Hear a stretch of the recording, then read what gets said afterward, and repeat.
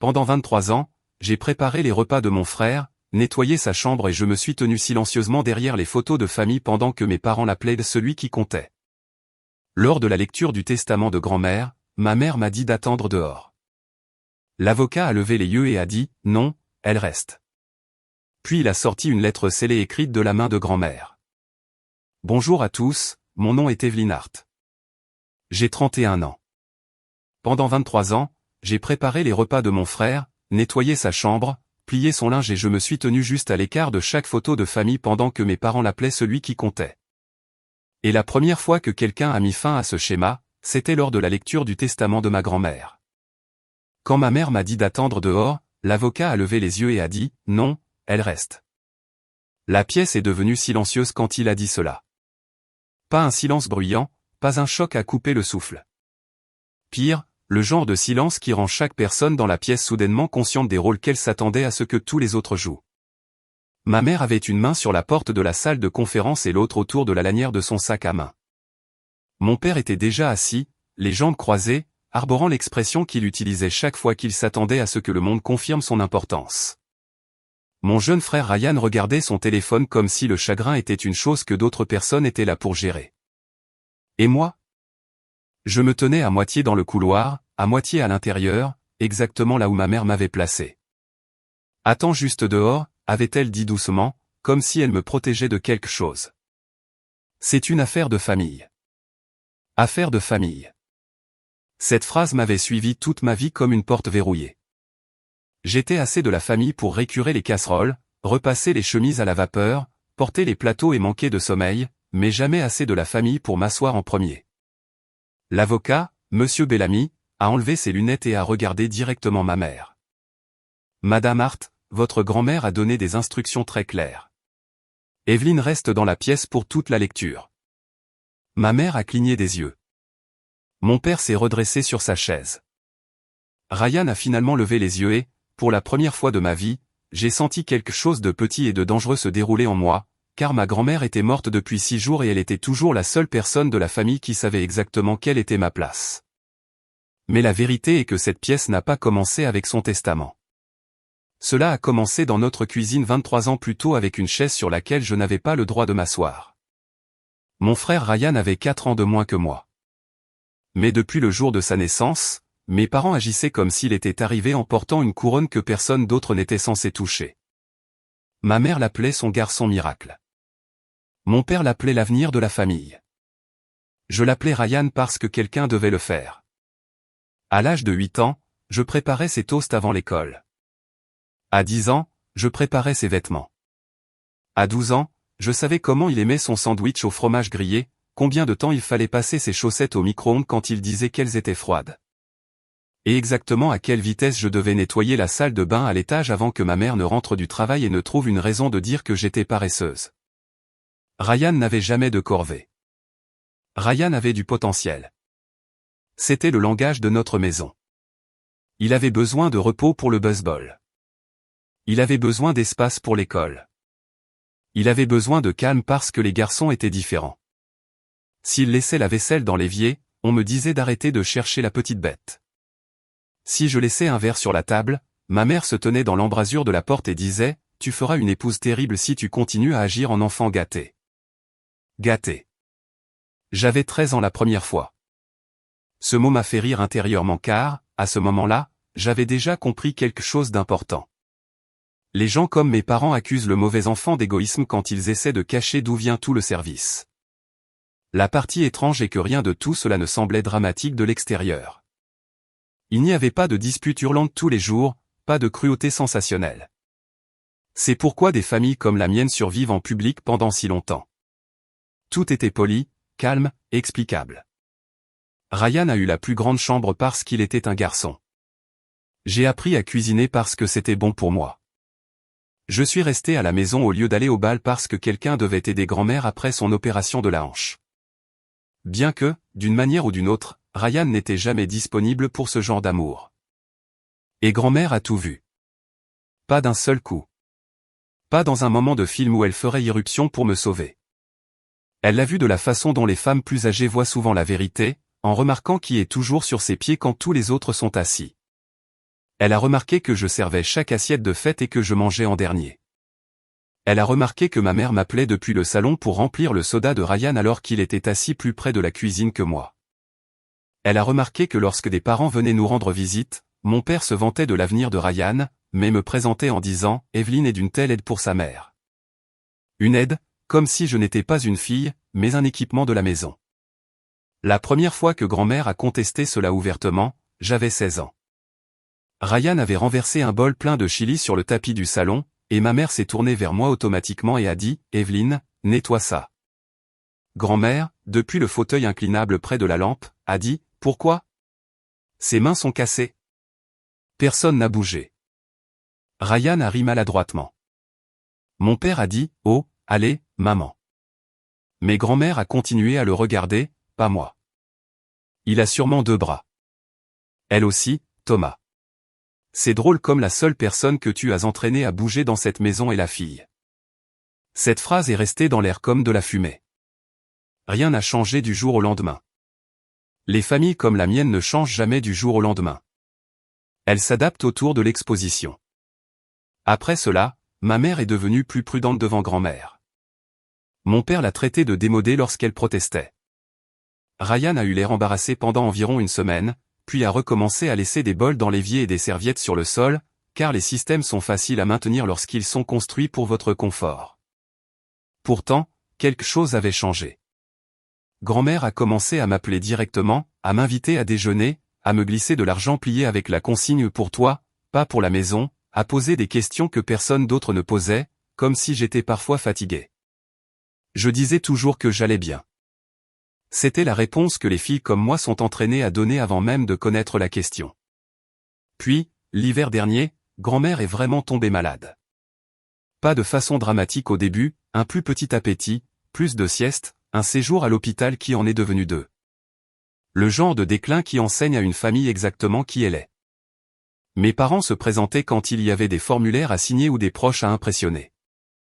Ryan est venu 2 fois, les 2 fois à la hâte. C'est moi qui suis resté pendant les longs après-midi, de la lotion sur ses mains, le thé devenu froid à son chevet, écoutant quand sa voix devenait basse et honnête. 3 jours avant sa mort, elle a serré mon poignet et a dit, quand ils commenceront à arranger les choses après mon départ, ne les laisse pas te mettre dans le couloir. J'ai pensé qu'elle parlait émotionnellement. Je n'avais pas réalisé qu'elle parlait littéralement. Maintenant, debout à la porte de cette salle de conférence avec la main de ma mère se resserrant toujours sur son sac à main, j'ai compris. Monsieur Bellamy a ouvert un dossier, m'a regardé, puis a sorti une enveloppe scellée de la poche intérieure. Mon nom était écrit en travers sur le devant avec l'écriture de ma grand-mère. Monsieur Bellamy ne m'a pas tendu l'enveloppe. Il l'a ouverte lui-même. Cela avait de l'importance car, au moment où le seau s'est brisé, la pièce a cessé d'être gérée par ma mère. Le papier à l'intérieur était de couleur crème, plié une fois, l'écriture de ma grand-mère s'inclinant fortement en haut de la première page. Avant même qu'il ne commence à lire, ma mère a dit « Cela semble inutile ». Monsieur Bellamy l'a regardé par-dessus ses lunettes. Votre mère ne semblait pas le penser. Puis il a commencé. Si Shirley a essayé de mettre Evelyne dans le couloir, alors j'avais raison sur plus de choses que je ne le voulais. Ma mère s'est figée. Mon père a laissé échapper la plus douce des expirations par le nez, le son qu'il faisait chaque fois qu'une femme était dérangeante par écrit. Bellamy a continué. Je lis ceci devant tout le monde car, si ma famille a fait une chose de manière cohérente, c'est de demander à Evelyne de faire le travail en privé et d'avaler l'insulte en silence. Je voudrais, juste pour une fois, que la pièce l'entende en entier. Personne n'a bougé. Ryan a arrêté de faire semblant de ne pas écouter. Je n'ai pas respiré correctement jusqu'à ce que Bellamy tourne la page. J'ai regardé cette fille débarrasser les assiettes pendant que son frère restait assis. Manquer des balles pour s'occuper de parents qui se souvenaient à peine de son nom. Laver des chemises pour un garçon assez vieux pour posséder ses propres mains et se tenir 2 pas derrière chaque photo de famille comme si elle était du personnel que quelqu'un avait oublié de congédier. Ma mère a fait un petit bruit.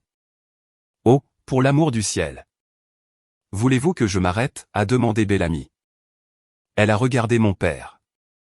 C'était une réponse suffisante. Il a continué à lire. Quand une famille décide qu'un enfant est l'avenir, il décide presque toujours qu'un autre enfant est la main-d'œuvre. Dans cette maison, Ryan était félicité pour le simple fait d'exister. Evelyn n'était remerciée que lorsqu'elle était utile. Cette phrase a atterri si fort que c'en était presque physique, non pas parce qu'elle était nouvelle, mais parce qu'elle n'avait jamais été dite à voix haute devant eux tous auparavant. La voix de Bellamy est restée plate, professionnelle, presque douce, ce qui, d'une certaine manière, a rendu les choses pires. Je n'écris pas ceci parce que j'ai pitié d'Evelyn. Je l'écris parce qu'on lui a appris à confondre endurance et caractère, et le reste d'entre vous a été heureux de la laisser faire. Ryan a ri une fois dans un souffle. Nerveux, dédaigneux. La façon dont les garçons élevaient comme des rois rient quand la pièce décrit soudainement le royaume avec précision. Grand-mère avait prévu cela aussi. Si mon petit-fils rit pendant la lecture de ceci, dites-lui qu'être adoré n'est pas la même chose qu'être digne. Le rire est mort dans sa gorge. Mon père a bougé sur sa chaise. C'est absurde. Bellamy l'a ignoré. Il a tourné une autre page. Je me souviens du Chili sur le tapis. Je me souviens des matins d'école. Je me souviens de Shirley confiant des tâches à Evelyn comme de petits tests de dévouement, et de Thomas appelant cela une bonne préparation. Une préparation à quoi? À devenir une aide non rémunérée pour les personnes qui partagent son sang. J'ai regardé ma mère à ce moment-là. Pas parce que je voulais y voir de la culpabilité. J'avais cessé de m'attendre à ce que la culpabilité arrive à temps dans cette famille il y a des années. Je voulais voir si elle se reconnaissait. Elle l'a fait. C'était la pire partie. Je pouvais le voir à la façon dont elle pinçait les lèvres et fixait la table. Comme si, en devenant suffisamment vide, la lettre pouvait devenir méchante au lieu d'être vraie. Bellamy a continué.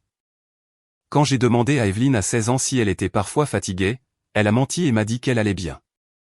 C'est ce que font les filles comme elle quand elles ont déjà appris que nommer le fardeau ne fait que le faire retomber sur elles. J'avais oublié cette conversation. Ou peut-être pas oublié. Enterré. Ma grand-mère sur le porche, un verre qui suintait dans sa main, me regardant dire « je vais bien » avec le même petit sourire mort que j'utilisais avec ma mère quand j'essayais de ne pas me voir assigner autre chose. Ryan a finalement dit « et alors ?» Grand-mère écrit une lettre amère, et maintenant nous sommes tous des méchants. Bellamy a replié un coin avec son pouce et a dit « non, les années ont fait cela. Votre grand-mère a seulement pris des notes. » Cela l'a fait taire. Puis est venue la ligne qui a changé la pièce. Si Evelyn est dans ce bureau aujourd'hui, alors j'ai échoué à la protéger pleinement de mon vivant, ce qui signifie que je dois être précise dans la mort. Avant de discuter de toute division de biens, de sentiments, de meubles, de bijoux ou de revendications d'équité familiale, ordonnez à Monsieur Bellamy de récupérer le registre noir sous le double fond du bac à farine de mon garde-manger et de le placer dans les mains d'Evelyn. La tête de ma mère s'est relevée brusquement. Mon père a d'abord pâli, puis a rougi. C'était la première réaction intéressante de toute la matinée. Pas à la lettre, au registre. Bellamy a baissé les pages et a regardé directement mon père. Savez-vous à quoi elle fait référence? Il a répondu trop vite. Non. Ma mère n'a rien dit du tout, et cela m'en a dit plus que son déni, car ma mère avait de nombreux talents, mais la surprise n'en était pas un qu'elle portait bien. Ce qui a traversé son visage n'était pas de la confusion, c'était de l'effroi. Bellamy a soigneusement replié la lettre, l'a posée à côté de son dossier et a dit « Nous allons suspendre la lecture. » Pourquoi faire, a exigé mon père, pour récupérer le registre que votre mère considérait manifestement comme pertinent. Ryan s'est moqué. C'est de la folie. C'est probablement un vieux carnet de courses. Bellamy l'a regardé de la même manière que les médecins regardent les idiots confiants aux urgences. Ce sera assez facile à confirmer. Puis il s'est tourné vers moi. Madame Hart, je vous suggère de venir avec moi. Ma mère s'est levée si vite que sa chaise a raclé le sol. Ce ne sera pas nécessaire. L'expression de Bellamy n'a pas changé. Au contraire, a-t-il dit, votre mère a été très claire. Evelyn reste. Et pour la première fois de ma vie, mon père m'a regardé non pas comme une aide, non pas comme un arrière-plan, non pas comme la fille à qui il pouvait donner des instructions depuis l'autre bout d'une pièce, mais comme quelqu'un qui tenait peut-être déjà le mauvais bout de l'histoire. Mon père s'est levé si vite que sa chaise a heurté le mur. Vous n'allez pas entrer dans cette maison pour fouiller dans le garde-manger de ma mère comme des pilleurs de tombes. Bellamy n'a même pas tressailli. Alors vous auriez dû espérer qu'elle laisse des instructions moins spécifiques. C'est à ce moment-là que ma mère a commis son erreur. Pas une grosse erreur, juste une phrase trop rapide. Il n'y sera pas. La pièce s'est tournée vers elle. Mon père l'a regardée. Ryan l'a regardée. Et Bellamy, qui avait passé les 15 dernières minutes à avoir l'air d'être patient en cravate, a finalement laissé filtrer un peu d'acier dans sa voix. C'est une chose très intéressante à savoir avec une telle certitude, Madame Hart. Elle a ouvert la bouche, l'a fermée, puis a essayé le vieux truc familial consistant à transformer la précipitation en innocence. Je veux seulement dire que ma mère déplaçait constamment les choses vers la fin. Personne ne l'a cru. Pas complètement, pas proprement, car il y a une différence entre la confusion et la prescience, et ma mère venait de la franchir en talons. Bellamy a appelé son assistante, a demandé un témoin du bureau, puis m'a demandé de faire le trajet avec lui jusqu'à la maison de ma grand-mère. Mes parents ont suivi dans leur propre voiture. Ryan est venu aussi, se plaignant tout le long du trajet comme si le désagrément lui était d'une certaine manière arrivé à lui. La maison semblait fausse sans grand-mère à l'intérieur. Pas hantée, juste réduite au silence. Le genre de silence qui s'installe lorsque la seule personne d'une famille qui disait la vérité a été retirée de la pièce. Sa cuisine sentait encore légèrement l'huile de citron et le thé. Le pot à biscuits en céramique en forme de coque était toujours près de la cuisinière. Son gilet était toujours accroché au dos de la chaise du petit déjeuner et, pendant une stupide seconde, je me suis attendu à ce qu'elle descende le couloir et demande pourquoi nous mettions tous de la boue sur son sol. Bellamy est allé directement au garde-manger, non pas parce qu'il savait où se trouvait le bac à farine, mais parce que ma grand-mère avait un jour écrit des indications de la même manière que d'autres construisent des clôtures. Étagère du haut, boîte bleue, double fond. C'était tout ce qui était écrit dans ses notes. Ma mère tournait à 1 mètre de là, feignant l'indignation. Mon père n'arrêtait pas de dire des choses comme « c'est dégradant » et vous faites des suppositions à partir des humeurs d'une vieille femme. Ryan était appuyé contre l'embrasure de la porte, les bras croisés. Déjà ennuyé. Comme si les dernières instructions de sa grand-mère interrompaient quelque chose de plus important dans sa journée. Bellamy a descendu la boîte à farine bleue. Il a vidé la moitié de la farine dans un bol à mélanger sur le comptoir, puis a tapoté le fond une fois avec sa jointure. Creux. Personne n'a parlé. Il a glissé un couteau à beurre sous le bord intérieur et a soulevé. Le double fond s'est soulevé proprement. À l'intérieur se trouvait un registre noir. Ma mère s'est carrément assise. C'est comme ça que j'ai su qu'elle l'avait déjà vu. Peut-être pas lu, mais vu. Elle en savait assez pour en avoir peur. La couverture était usée et lisse sur les bords. L'écriture de grand-mère sur le devant, registre de la maison. Privé. Bellamy l'a ouvert sur la table de la cuisine. Les premières pages semblaient inoffensives. Compte de course, note de service public, date de réparation. Puis il a tourné une page marquée d'un ruban rouge, et la pièce a changé.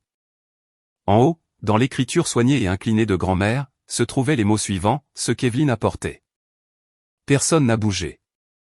Bellamy a lu silencieusement pendant une seconde, puis m'a passé le livre. Je ne sais pas à quoi je m'attendais. Pas à ça.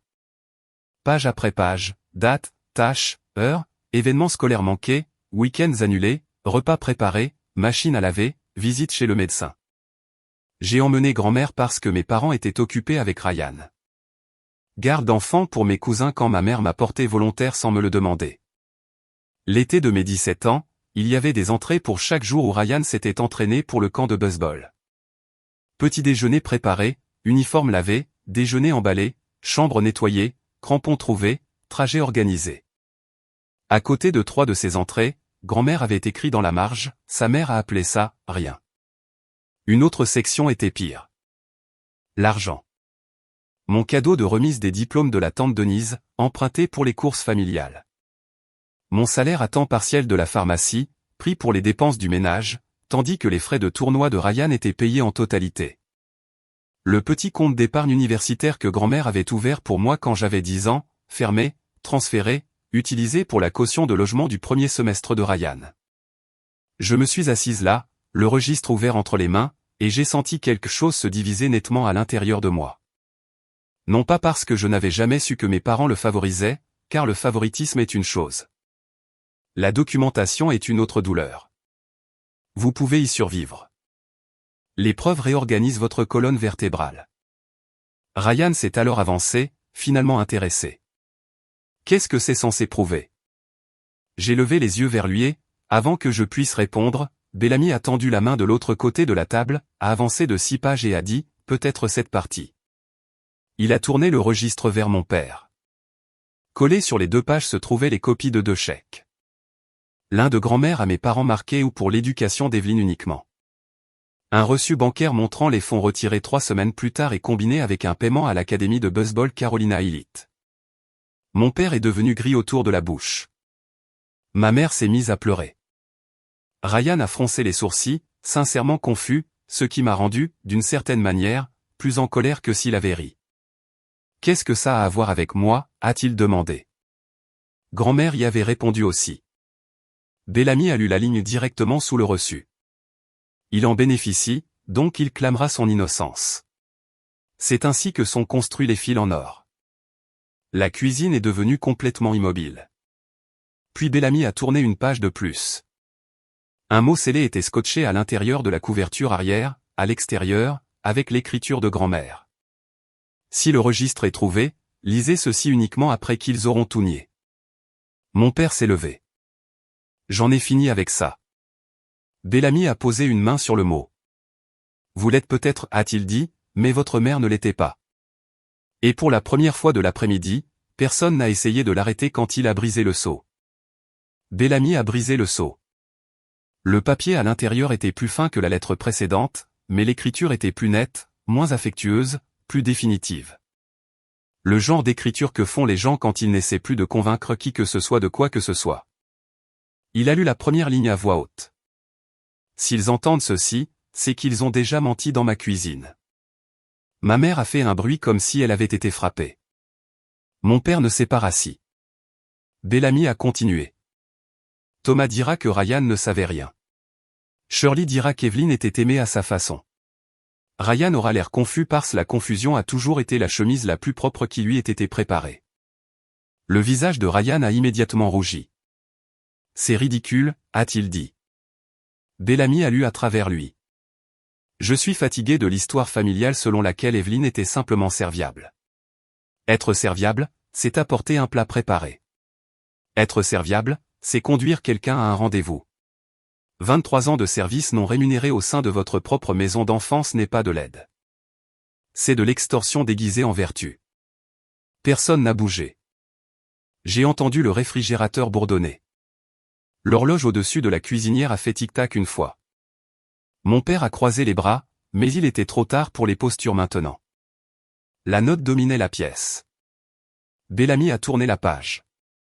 J'ai regardé Shirley laisser cette fille manger en dernier pendant des années. J'ai regardé Thomas faire l'éloge de son fils pour avoir respiré et de sa fille pour avoir récuré les casseroles. J'ai vu l'argent des études disparaître dans le baseball. Les courses devenir des leçons et chaque protestation transformée en manque de respect. Si vous vous tenez dans cette cuisine en faisant semblant de ne pas vous souvenir, alors la vieillesse ne m'a pas rendu cruelle, seulement précise. Ma mère a commencé à pleurer plus fort. Non pas parce que les mots étaient injustes, mais parce qu'ils étaient exacts. Cette distinction est importante. Bellamy a baissé le papier pendant une seconde et a regardé mon père. Voulez-vous que je m'arrête?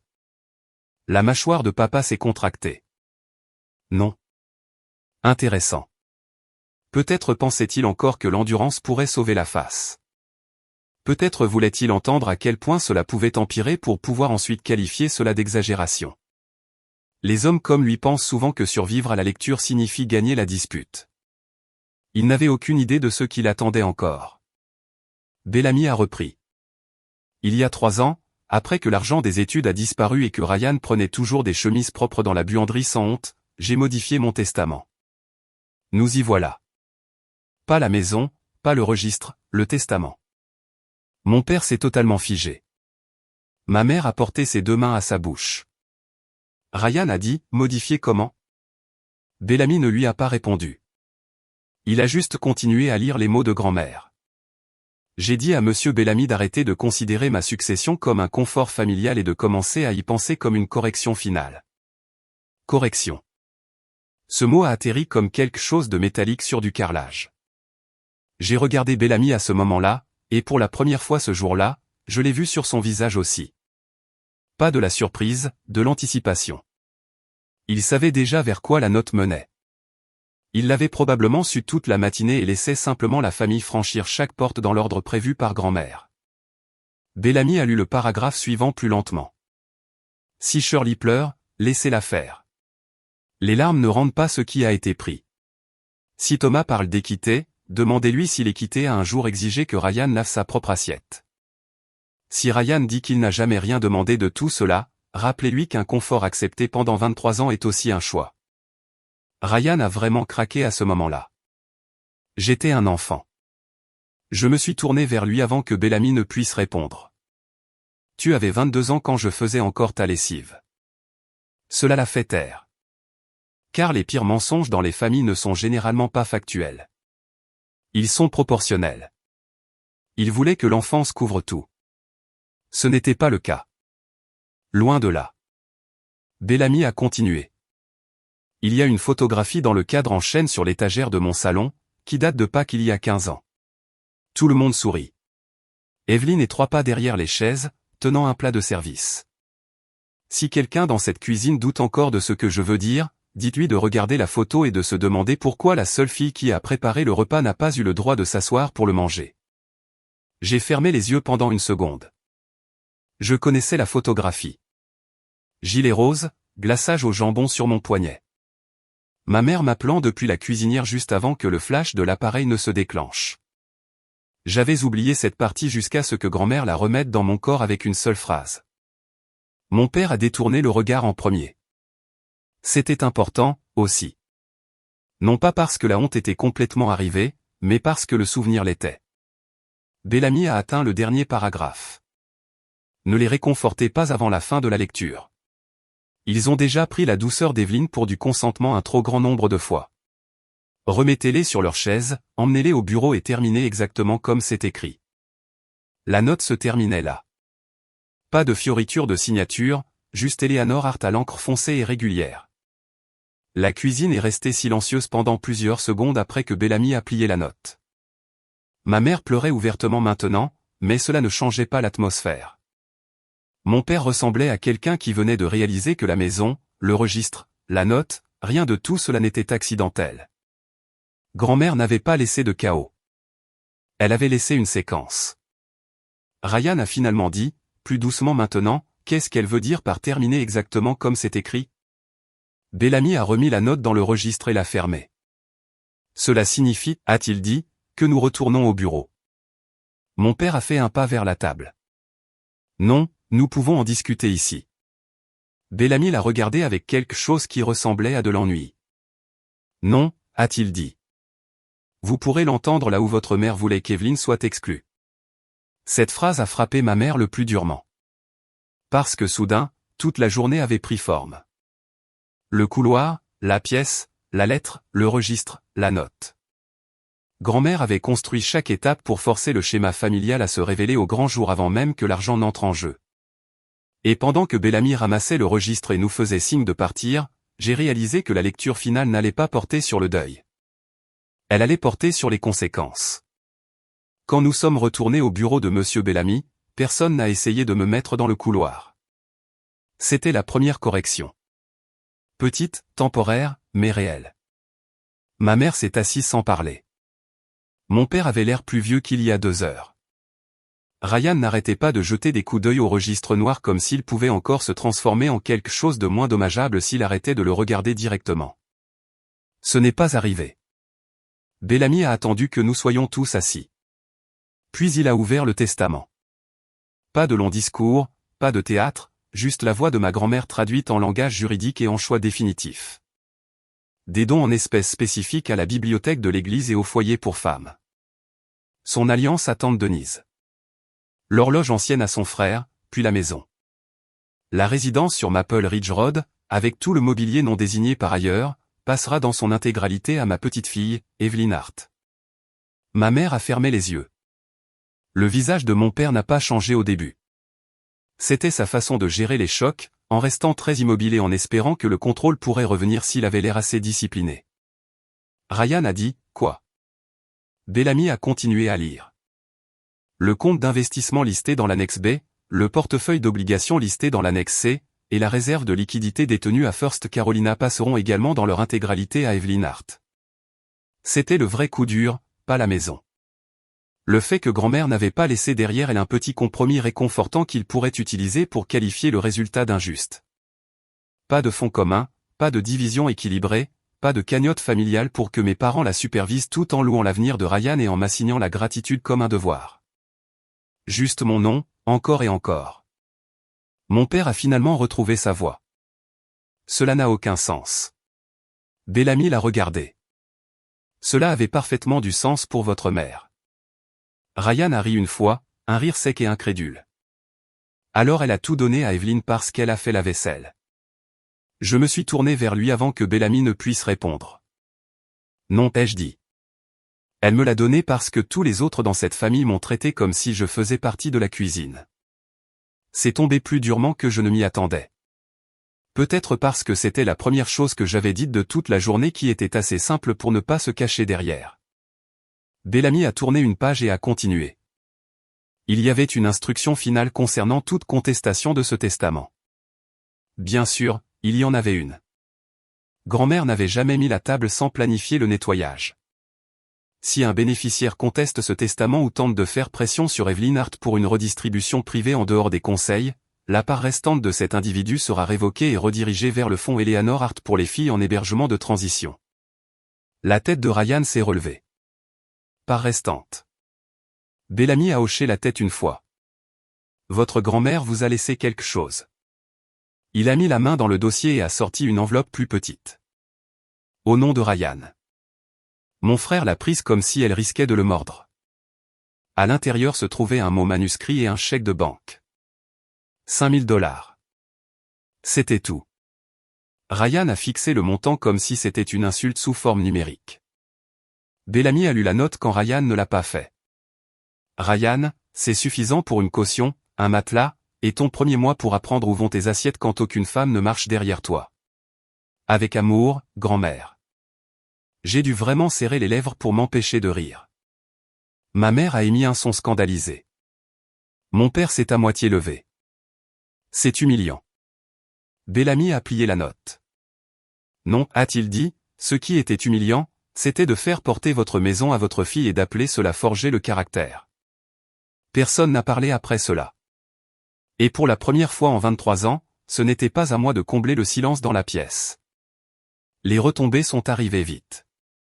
Ma mère a pleuré sur le parking et m'a dit qu'elle n'avait jamais voulu que les choses deviennent si inégales. C'était son mot, inégal. Comme si ma vie entière avait été une nappe légèrement décentrée au lieu d'un système construit sur mon travail. Mon père a essayé un dernier angle la semaine suivante. Il a demandé à me rencontrer en famille. J'ai accepté uniquement parce que Bellamy m'a dit de ne jamais rencontrer un homme désespéré seul quand il y a un héritage sur la table. Papa s'est assis en face de moi dans un restaurant et a parlé pendant 14 minutes sans dire une seule fois les mots « j'avais tort ». Il a dit que grand-mère avait été émotive, qu'elle avait laissé de vieilles rancunes colorer son jugement, que je n'étais pas le genre de personne qui avait besoin de tout cet argent de toute façon. Cette phrase m'a tout dit, même alors, même après le registre, même après la note, même après le testament. Il pensait toujours que ma force me rendait plus facile à dépouiller. Je me suis levé, j'ai mis de l'argent sur la table pour mon café, et j'ai dit, c'est pourquoi elle me l'a donné. Puis je suis parti. Ryan a déménagé en 3 semaines. Apparemment, 5 000 $ et le mépris d'une grand-mère morte apprendront à un homme plus de choses sur l'âge adulte que 23 ans à être servi ne l'ont jamais fait. Aux dernières nouvelles, il a appris à cuisiner 2 choses de manière lamentable et à arrêter de traiter les femmes de dramatiques quand elles lui demandent de laver une assiette. Ma mère a continué à écrire de courtes lettres au début, puis des plus longues, des excuses qui tournaient autour de la vérité avant de finalement atterrir dessus. La seule que j'ai gardée disait ceci, « Je pense que j'ai confondu ta fiabilité avec ton rôle. J'ai laissé la maison dépendre de toi parce que c'était plus facile que de demander aux hommes qui y vivaient de changer. » Celle-là a fait mal parce qu'elle était vraie. Quant à moi, j'ai gardé la maison, pas par vengeance, parce que, pour la première fois de ma vie, je voulais vivre dans un endroit que je n'avais pas gagné en servant les gens à l'intérieur. J'ai repeint la cuisine, j'ai déplacé la table pour que personne ne s'assoie en bout de table par défaut, j'ai encadré la photo de Pâques que grand-mère avait mentionnée et je l'ai accrochée dans le couloir. Non pas parce que je voulais me souvenir de l'humiliation, mais parce que je voulais la preuve que quelqu'un l'avait vue clairement bien avant moi. Parfois, je me surprends encore à me tenir debout quand personne ne me l'a demandé. Attendre encore la main vers les assiettes après que d'autres personnes se soient assises. Ce genre d'entraînement ne s'évapore pas simplement parce qu'un avocat lit la vérité à voix haute. Mais maintenant, quand je le remarque, je m'assois. C'est ce que l'héritage est devenu pour moi au final. Pas les comptes, pas la maison. La permission. La permission d'arrêter de jouer l'utilité en échange de l'appartenance. Bonjour à tous. Merci d'être là. Si cela vous était arrivé, seriez-vous resté pendant toute la lecture ou seriez-vous parti au moment où votre mère essayait de vous mettre dans le couloir? Et une fois que la vérité a finalement été lue devant tout le monde, laisseriez-vous un jour cette famille vous qualifier à nouveau de serviable? Dites-le moi dans les commentaires. Et si cette histoire vous a marqué, n'hésitez pas à aimer la vidéo et à vous abonner à la chaîne. J'adorerais vous voir dans la prochaine.